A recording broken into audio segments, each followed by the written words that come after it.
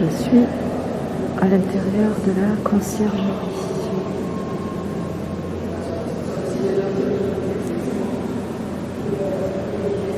On a d'abord un diaporama très intéressant qui relate les Lumières, la Révolution, en français et en anglais.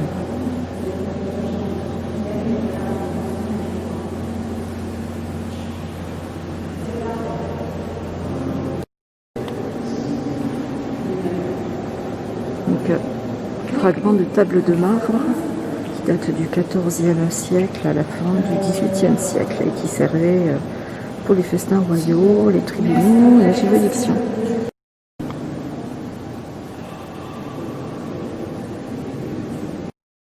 Alors vous voyez que c'est impressionnant, ici on voit la marque des inondations de la Seine du 28 janvier 1910. Alors vous voyez, c'est intéressant en fait, cette salle principale dans laquelle nous sommes, c'est la salle des gendarmes. Et en l'occurrence, à la fin, c'est indiqué que c'est la plus grande salle médiévale subsistant en Europe. Elle mesure plus de 69 mètres sur plus de 27 mètres.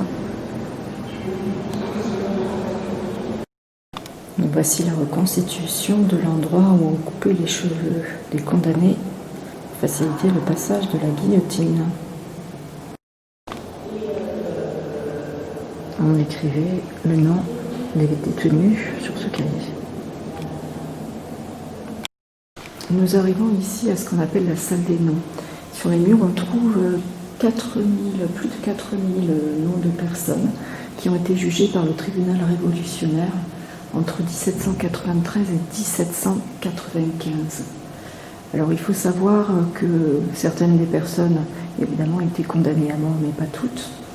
Et à peu près 2 personnes sur 4, donc la moitié, ressortaient vivantes, sauf à la pleine période de la Grande Terreur, où 1 personne sur 5 seulement ressortait avec sa tête. Et donc, en fait, c'est une façon, le fait d'avoir mis ces noms sur les murs, c'est une façon d'honorer les victimes de la guillotine. On a du mal à le dire, quand même. Alors oui, effectivement, quand on parle d'étroitesse, vous pouvez le voir, l'étroitesse des cellules. Et donc, c'était éclairé juste par pas grand-chose. Donc on était dans l'obscurité. Vous imaginez passer des semaines, voire des mois dans une cellule pareille. Non seulement elle est toute petite, et en plus on a l'escalier qui prend encore plus de place. Alors ce panneau explique la Révolution, notamment la volonté de réformer la justice, qui était extrêmement inégalitaire.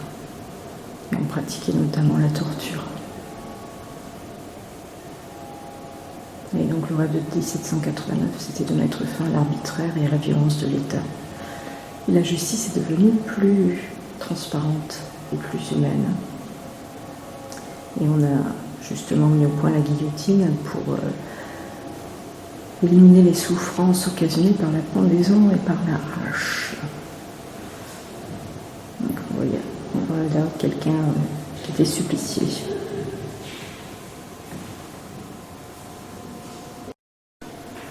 La guillotine. Donc elle a été utilisée la première fois le 25 avril 1792 et elle a officié jusqu'en 1977, avant l'abolition de la peine de mort en 1981. Quand même très récent tout ça. Alors le problème de la déclaration des droits de l'homme et de la nouvelle loi, c'est que certains ont été laissés de côté, notamment les gens de couleur dans les colonies et surtout les esclaves. En métropole, les femmes, les enfants, les étrangers et les domestiques restent longtemps incriminés. Donc le code pénal, il a été mis en place en 1791 et plusieurs crimes sont supprimés comme le blasphème, la sodomie, le sacrilège ou la magie, qui sous l'Ancien Régime visaient les minorités comme les non-catholiques, les homosexuels ou certains individus considérés comme marginaux.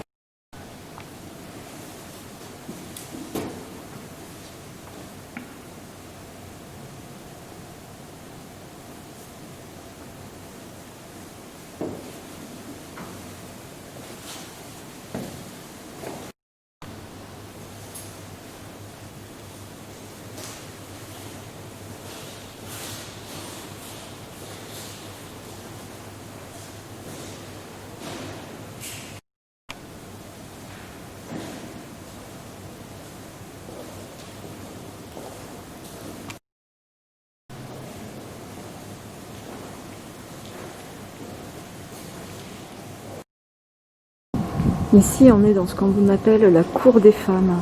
Donc, vous pouvez voir que c'est sur le côté de la chapelle.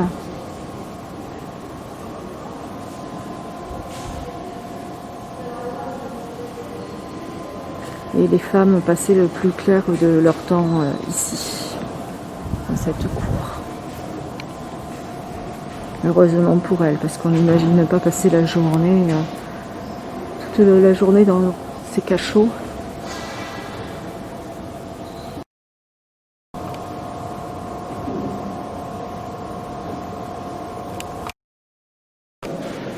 Je suis à nouveau devant le registre des écrous. Nous rentrés les noms des prisonniers. Et donc avec la partie où on avait le concierge qui était le directeur de la prison et l'endroit où on coupait les cheveux.